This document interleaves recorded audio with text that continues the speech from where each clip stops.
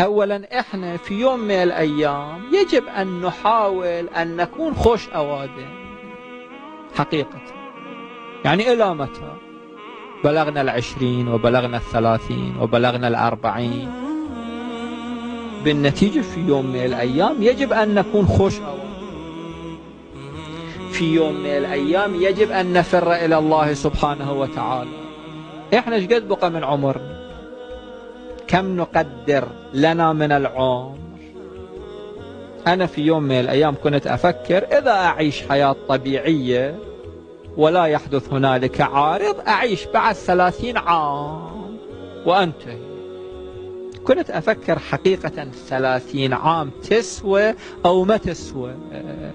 واحد يبيع آخرته ل30 عام، 40 عام مضت و30 عام أيضا تمضي.